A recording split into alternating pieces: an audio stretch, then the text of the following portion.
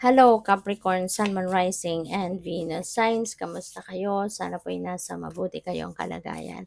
Welcome back po sa Star Tarot. At kung bago kayo rito, welcome din po kayo. Please subscribe, like, share my videos, and leave me a comment kung naka-resonate kayo. So, first message ninyo, healing. Ayan. So, this is great kasi maaari no na yung healing energy is coming your way.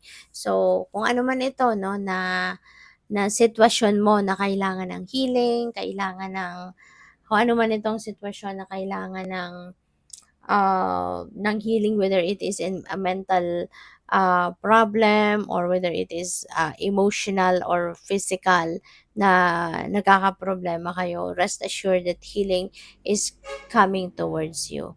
Maaaring magsisimula na kayong makaramdam no, ng pag-improve ng mga sitwasyon, pag-improve ng inyong mga nararamdaman, pag-improve ng inyong mga pag-improve ng inyong mga sitwasyon, no, iba't ibang areas of life.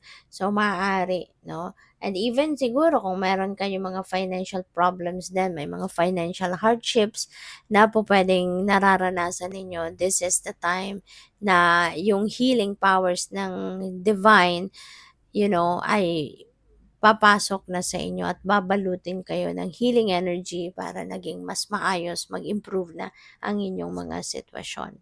We have compassion. Wow. So, basahin natin Sabi dito, dearest one, be compassionate towards yourself.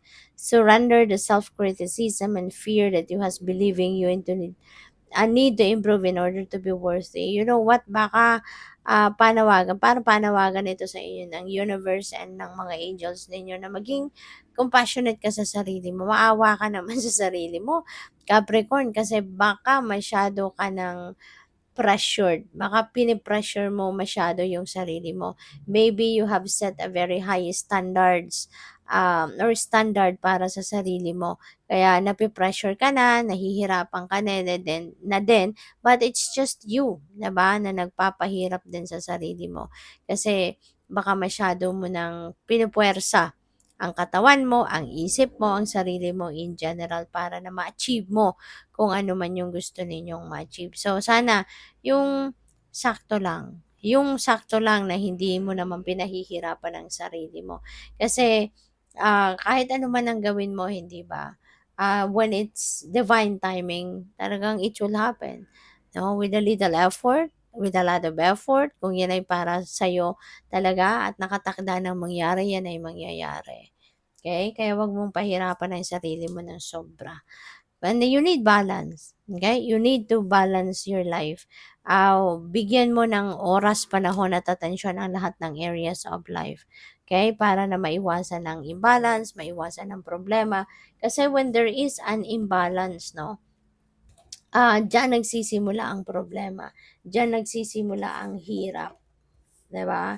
Diyan nagsisimula ang paghihirap. Kaya kailangan na aware ka sa lahat. Aware ka sa mga ginagawa mo, aware ka sa mga bagay na dapat mong unahin, mga ganyan, at ano yung hindi.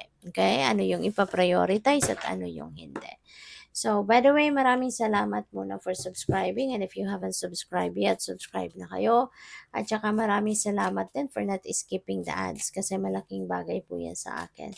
And kung gusto po ninyo na mag-join sa membership, just click the join button po sa baba ng video. Okay? So, thank you. So, tingnan natin kung ano pa ang ganap. So, we have will, indecisiveness.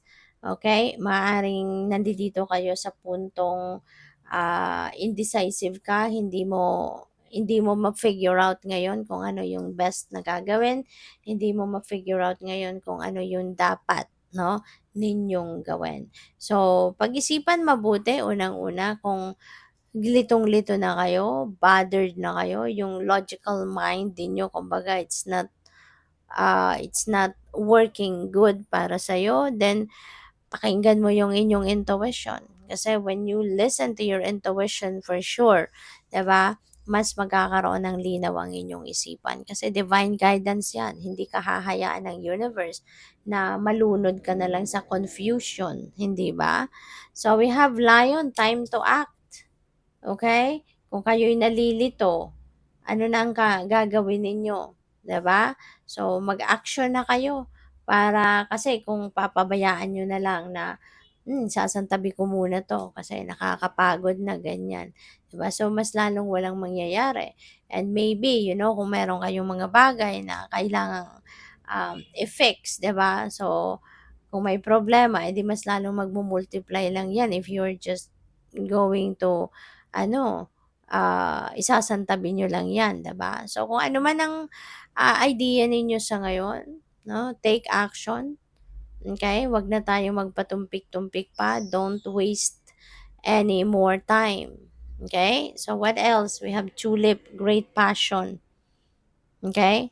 So, panahon din ito sa ngayon para siguro sa pagpapakita, pagpapahayag ng passion ninyo for someone or passion ninyo for something, 'di ba?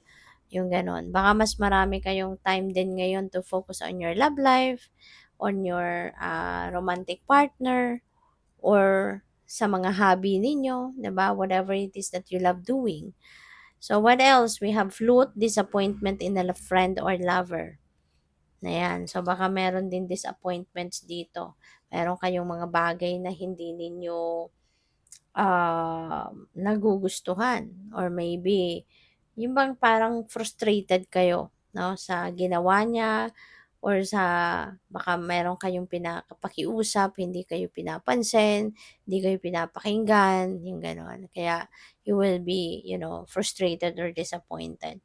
So, we have taking a vacation physically or mentally. So, ito nga 'no, baka kailangan din ninyo 'to na sige magpahinga ka muna ng kahit saglit lang 'no, para na ma-refresh lang ang isip mo. Pahinga ka muna sa pag-iisip ng bagay na 'to, ano man itong kailangan mong pagdesisyonan. So, take a break from that, okay, for quite some time. Pero hindi ibig sabihin na papabayaan mo na talaga at hindi mo na 'yan pagdedesisyonan kasi it's not going away. Hindi naman din 'yan aalis, hindi din naman mawawala 'yan, 'di ba? Kailangan mo talagang pagdesisyonan 'yan, but yeah, sige pahinga ka muna para, makapag-reflect ka din muna, makapagnilay-nilay ka para ma-declutter ang isip mo at mamaya na makapag-isip ka na ng maayos. Or baka ang iba sa inyo dito is going to or you're going on vacation physically, baka talagang kayo ay may pasyal na gagawin, maybe pupunta ng probinsya or pupunta ng city, kung saan man, no? And good for you, 'di ba? Kailangan mo din 'yan kasi you've been very masipag, you've been working so hard in the past kaya deserve mo din ang bakasyon. So, have fun and enjoy. Honor and respect will come to you finally, 'di ba? Magkakaroon na din kayo makukuha mo na din ng respeto na deserve mo, no, from other people. And you work hard for that kasi hindi naman libre, 'di ba? Yung respeto hindi yan hinihingi, hindi binibigay. So, pinagsikapan mo yan. Ngayon, you did a great job, no? Kaya, yeah, makakaasa ka na yung mga tao talaga ay magiging irerespeto ka din nila. So, we have mountain road. You are on the road to success. So, continue. Continue on what you are doing. Continue on persevering. Okay? Lalo-lalo na ngayon, no? Kumbaga parang halfway na kayo doon sa tuktok ng tagumpay. Good luck sa'yo. Thank you for watching. Love and light. Namaste.